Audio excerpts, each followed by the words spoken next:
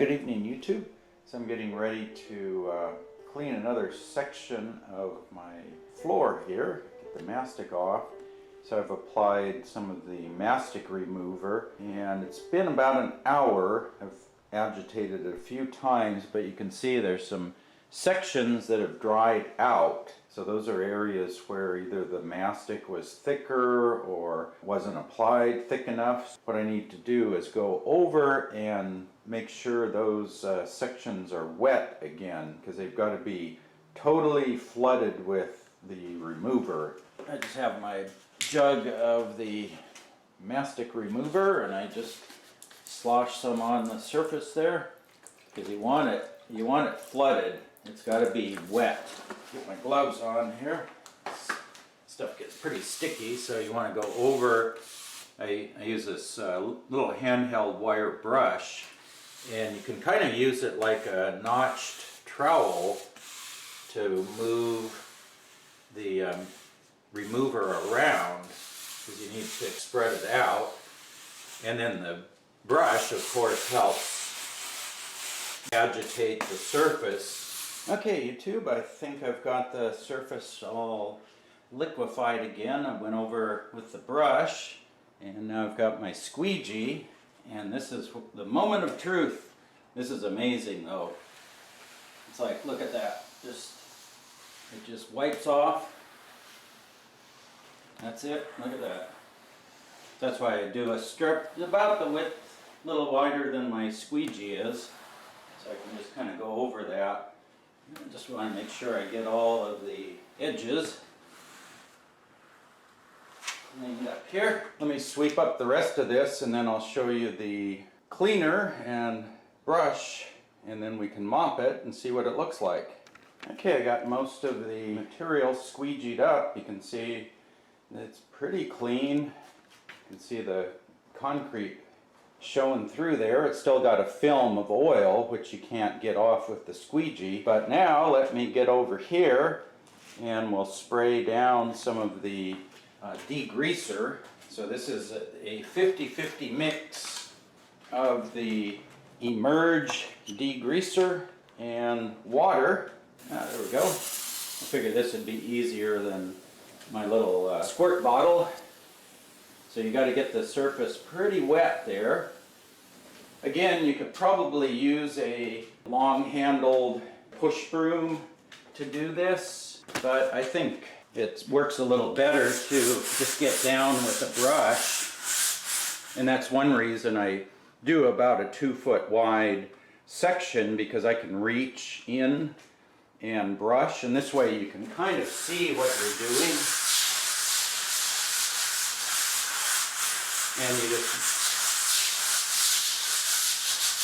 that's about all you have to do, unless there's a real heavy buildup someplace. And if there is, you just spray a little more degreaser on and clean that off. So let me get this section scrubbed up, and then I'll show you what the mopping step looks like. Okay, so we got the little section here brushed off. And let me get my mop here, and I've got a bucket of detergent, and there you go. Look at that.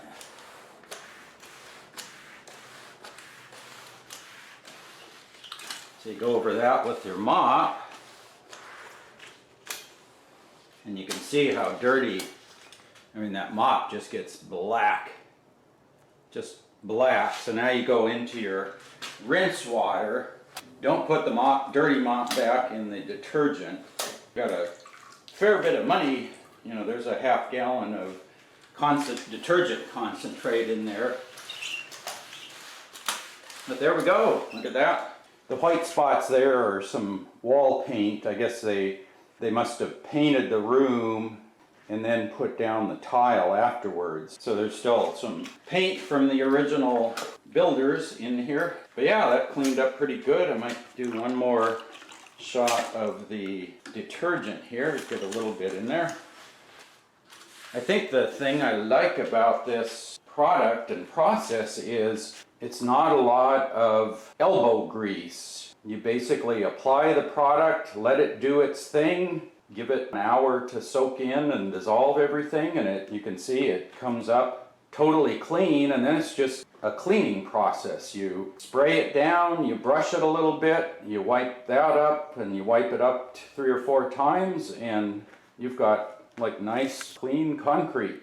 So the thing I don't like about scraping is it's kind of that 80-20 rule. 80% of the material cleans up in 20% of the time, but then that last 20%, you spend more time on a little square inch of really tough material than you do on 5 square feet of really loose material.